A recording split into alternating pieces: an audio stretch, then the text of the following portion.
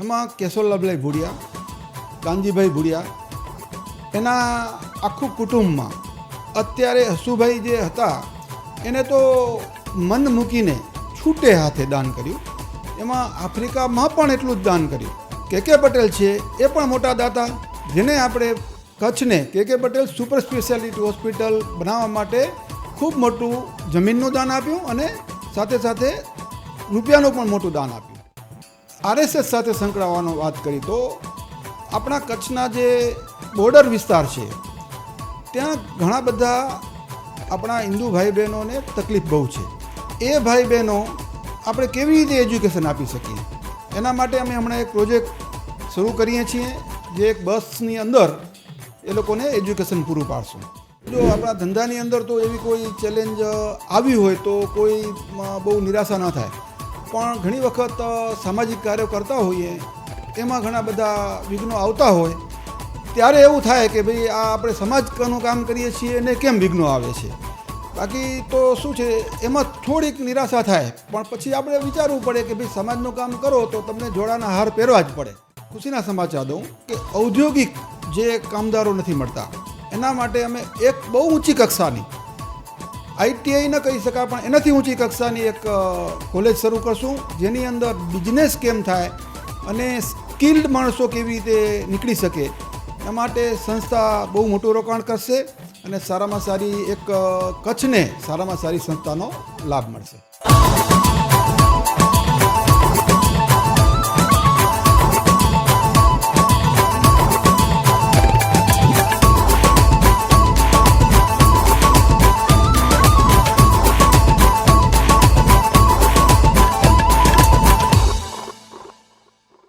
નમસ્કાર દર્શક મિત્રો, કચ્છ મિત્ર પોડકાસ્ટમાં આપનું સ્વાગત છે.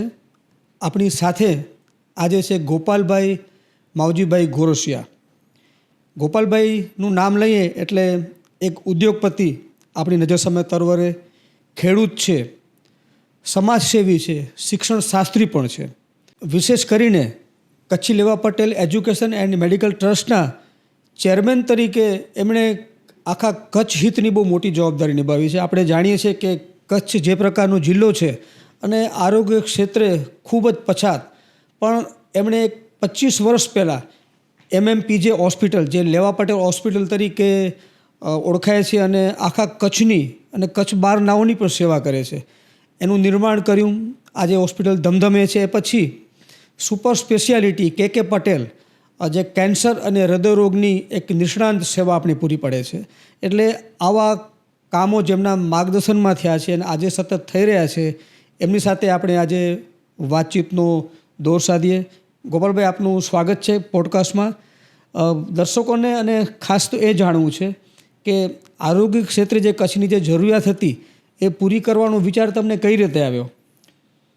હવે દીપકભાઈ, આપણે જ્યારે કચ્છમાં ક્યાંય પણ ડાયાલિસિસ સેવા ન હતી, ઇન્વેસ્ટિગેશન ક્યાંય થતું નહીં, ત્યારે બધા આર પટેલ છે, બધા વડીલો, અમારા કેશોલાલભાઈ ભુડિયા, એવો વિચાર આવ્યો કે ભાઈ કચ્છને બધા નાના માટે પણ આપણે રાજકોટ અને અમદાવાદ જવું પડે તો એક ભુજમાં ડાયગ્નોસ્ટિક સેન્ટર જો ઊભું થાય, ડૉક્ટરો ઓપરેશન કરે છે પણ એનું ડાયગ્નોસ નથી થતું, એટલે અહીંયા ડાયગ્નોસ્ટિક સેન્ટર ઊભું કરવું એવું એક પ્રાથમિક નક્કી કરવામાં આવ્યું.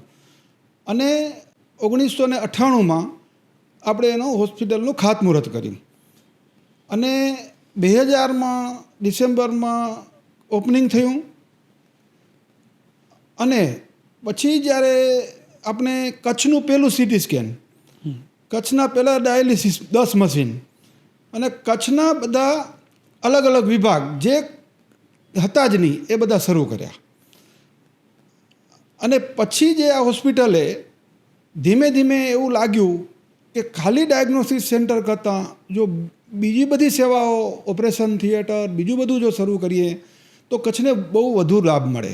જેથી કરી અને ધીમે ધીમે અલગ અલગ સેવાઓ શરૂ કરતા ગયા અને અત્યારે MMPJ હોસ્પિટલ એક મલ્ટી સ્પેશિયાલિટી બધી જ સેવાઓ પૂરી પાડતી કચ્છની એક દર વર્ષે લગભગ 3 થી 3.5 લાખ દર્દીઓની સેવા કરતી હોસ્પિટલ બની ગઈ છે.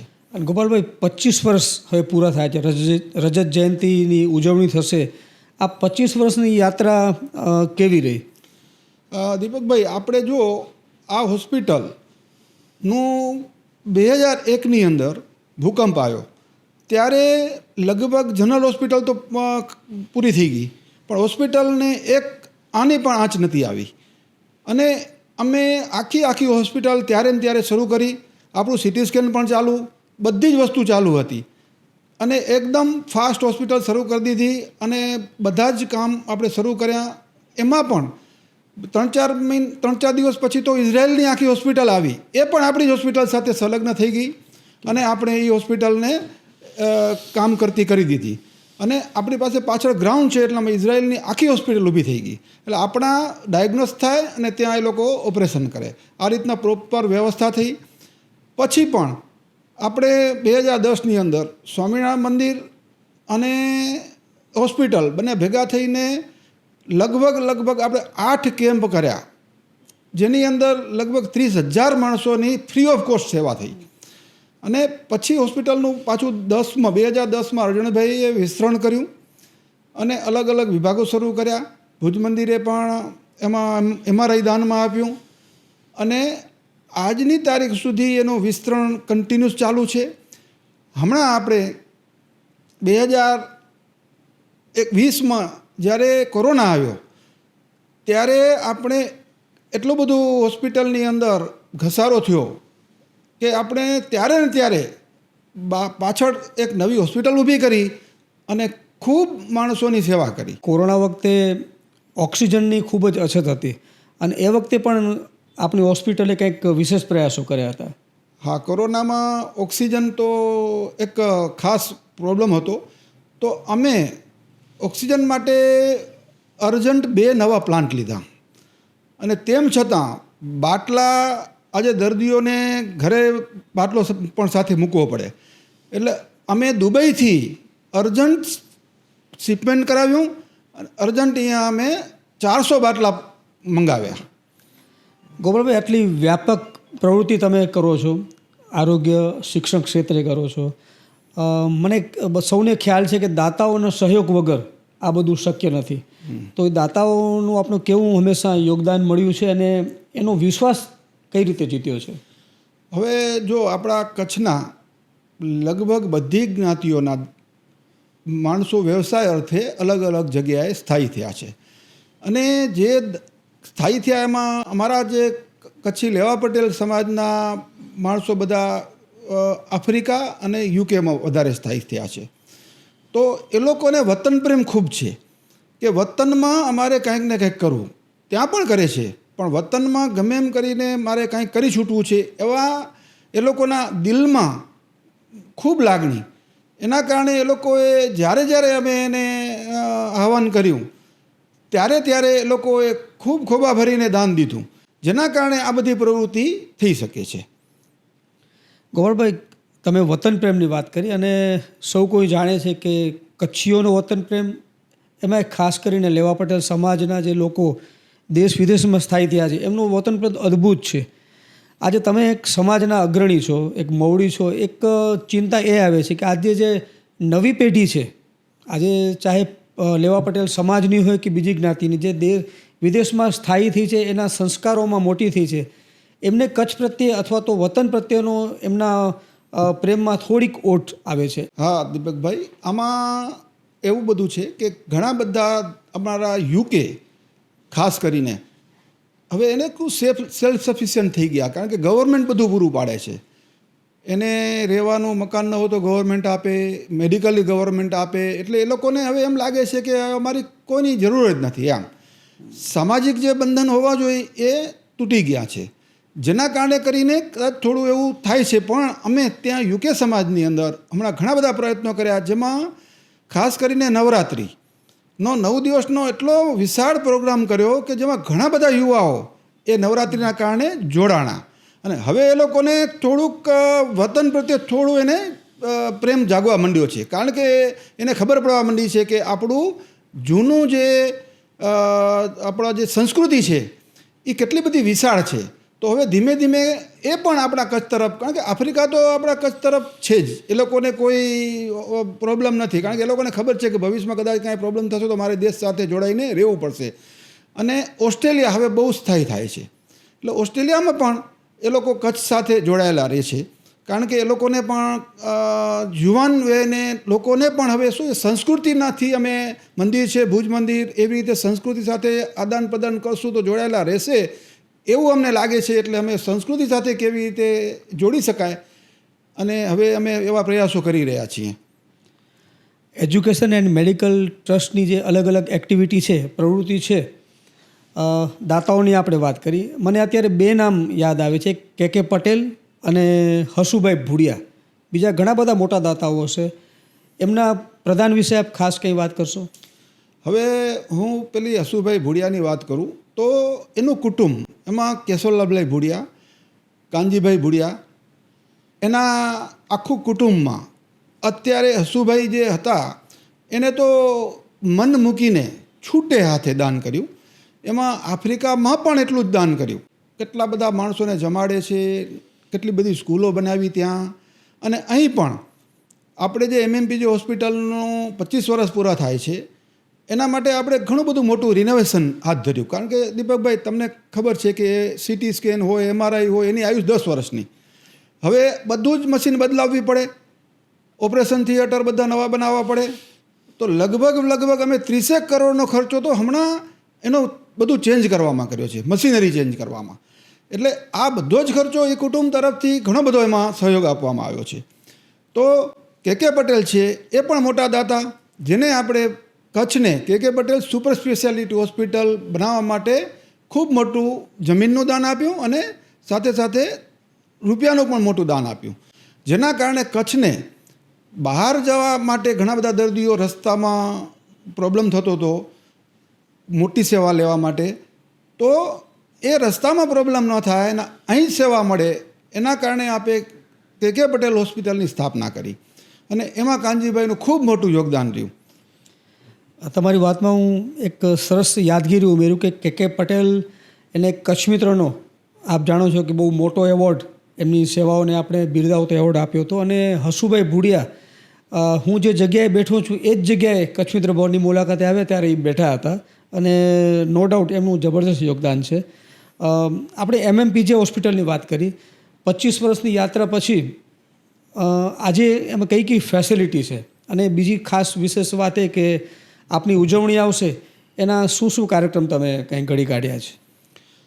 હા, હવે છે ને અમારા આજે 25 વર્ષમાં અમે જે નવી બધી ફેસિલિટીઓ શરૂ કરી એમાં MRI આપણે લીધું હમણાં, જે ગુજરાતનું ફર્સ્ટ MRI છે, જે હજી સુધી ગુજરાતમાં નથી લાગ્યું, એ કક્ષાનું MRI આપણે ભુજમાં MMPG હોસ્પિટલમાં લીધું નવું. અને CT સ્કેન પણ બહુ ઊંચી ક્વોલિટીનું નવું લીધું.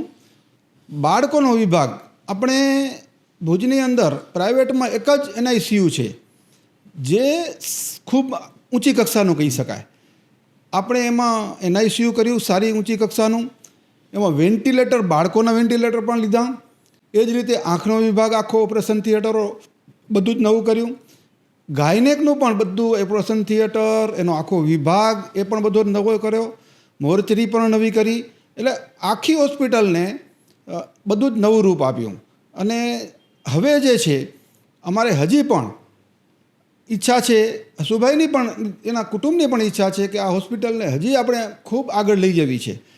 હવે જમીનની થોડીક આપણી પાસે બાંધકામની પ્રોબ્લેમ છે, તો આપણે પાછળ એની જમીન છે જે સરકારશ્રી આપણે માંગણી મૂકી છે, મળી જશે એટલે અમે એનું એક્સપાન્શન કરશું. અને MMPG હોસ્પિટલની સારવાર જે લેવલે અટકે એ પછી નેક્સ્ટ સ્ટેપ આવે કે પટેલ હોસ્પિટલ. આજે કે પટેલ હોસ્પિટલ કઈ રીતે સેવા કરે છે લોકોને? હવે સાહેબ જો કે પટેલ હોસ્પિટલમાં આજે કાર્ડિયેકનું ટોપ સેન્ટર કહી શકાય, કારણ કે જે કેથ લેબ અમદાવાદમાં પણ 1-2 જ હોસ્પિટલમાં છે એવી કેથ લેબ આપણે ભુજમાં બનાવી છે. એટલે સારામાં સારી કેથ લેબ છે અને 2 કેથ લેબ છે. એટલે ક્યારે એવું ના બને કે ભાઈ ધારો કે કેથ લેબ મેન્ટેનન્સમાં ગઈ તો બીજી કેથ લેબ, આપણે 2 કેથ લેબ રાખી છે એટલે ક્યારે કોઈ દર્દીને તકલીફ ના પડે. એ જ રીતે કેન્સરનો વિભાગ બહુ મોટો છે, જેમાં દરરોજ 100 દર્દીઓને કિમોથેરાપી અને રેડિયેશન આપવામાં આવે છે. એ જ રીતે આપણો યુરોલોજી વિભાગ અને બધા જ ઘણા બધા વિભાગો, આપણે કિડનીનો વિભાગ, હવે હમણાં આપને વાત કહું CRRT મશીન આખા કચ્છમાં એક જ મશીન છે જે કિડનીનું કોઈને આગળનું દર્દ થઈ ગયું હોય તો જેને 24 કલાક એને ડાયાલિસિસ કરે, જેથી કરીને બહુ ધીમે પણ એને કન્ટિન્યુ શરીરમાં કચરો એ બધો કાઢે. બરાબર. એટલે આવા બધા મોંઘા મશીનો જેની જરૂરિયાત છે કચ્છમાં એ બધા અમે લાવ્યા છીએ. અને હમણાં એક મશીન નવું લાવ્યા જે ઇન્ટરવેન્શન રેડિયોલોજિસ્ટ, એટલે કે કોઈને આપણે લકવા થયો અને જો એ લકવામાં અડધી કલાકમાં જો હોસ્પિટલમાં પહોંચી આવે તો અમે ગેરંટી સાથે કહીએ કે એને પાછો લકવા કલાકમાં જ પાછો એને હતા એવા નેવા થઈ જાય. એવું મશીન આપણે વાયર નાખી અંદર જેમ હૃદયમાં સ્ટેન બેસાડવામાં આવે છે એ જ રીતે જ્યાં એનો લકવા થયો છે, ત્યાં એની ગાંઠ જામી ગઈ છે, ત્યાં સ્ટેન બેસાડવામાં આવે. ગોપાલભાઈ રાષ્ટ્રવાદને વરેલા વ્યક્તિ છે અને હું કહી શકું કે રાષ્ટ્રીય સ્વયંસેવક સંઘ ત્યાં જેમને 100 વર્ષ સ્થાપનાને પૂરા થયા એમના મુખ્ય કાર્યકર છે અને સંઘ માટે અને એમના વિચારોને લઈને એમણે કચ્છ ઉપરાંત ભારતમાં શિક્ષણ ક્ષેત્રે ઘણી બધી સેવાઓ કરી છે એમણે. અત્યારે આપણે જે સમાજની વાત થાય છે, ગોપાલભાઈ મારે એ જાણવું છે કે શિક્ષણ ક્ષેત્રે કચ્છ માટે, કચ્છના સમાજના બાળકો માટે અને જે બૃહદ સમાજ છે કચ્છ માટે શું એમાં તમે પ્રવૃત્તિ કરો છો? હવે જો કે હું સામાજિક રીતે વાત કરું તો આપણે દીકરી અને દીકરાઓની એક હજાર દીકરાઓની હોસ્ટેલ અને સ્કૂલ ચલાવીએ છીએ. એમાં દીકરીઓ માટેનું એજ્યુકેશન આપણા જે દાતાઓની વાત થઈ એમાં હસુભાઈએ દર વર્ષે 5 કરોડ રૂપિયા આપીને ફ્રી એજ્યુકેશન કર્યું છે, જેથી કરીને આપણે 1 રૂપિયો પણ લેતા નથી. સ્કૂલ પણ ફ્રી અને હોસ્ટેલ પણ ફ્રી. એ જ રીતે દીકરાઓને આપણે 50% ફીસ લઈને ભણાવીએ છીએ. અને જે RSS સાથેની વાત કરી એમાં મેં મારી personal white house public school છે, એ સ્કૂલમાં જે દીકરીઓ ગરીબ હોય એને અમે ફ્રી ઓફ કોસ્ટ પણ ભણાવીએ છીએ. અને જે RSS સાથે સંકળાવવાનો વાત કરી તો આપણા કચ્છના જે બોર્ડર વિસ્તાર છે ત્યાં ઘણા બધા આપણા હિન્દુ ભાઈ બહેનોને તકલીફ બહુ છે. તો એ ભાઈ બહેનોની આપણે કેવી રીતે એજ્યુકેશન આપી શકીએ એના માટે અમે હમણાં એક પ્રોજેક્ટ શરૂ કરીએ છીએ જે એક બસની અંદર આખું એજ્યુકેશન બસ બનાવીએ છીએ, એ લોકોને એજ્યુકેશન પૂરું પાડશું. એ જ રીતે આપણે ઈસ્ટના રાજ્યો જેમાં જે પણ કન્વર્ઝેશન થાય છે તો એમાં આપણે દરેક રાજ્યમાં મણિપુર હોય, ત્રિપુરા હોય, અરુણાચલ પ્રદેશ હોય, તેમાં આપણે દર વર્ષે એક સ્કૂલ બનાવીએ છીએ. અને આ વર્ષે પણ એક સ્કૂલ ચાલુ છે, એક સ્કૂલનું ઉદ્ઘાટન થવાનું છે.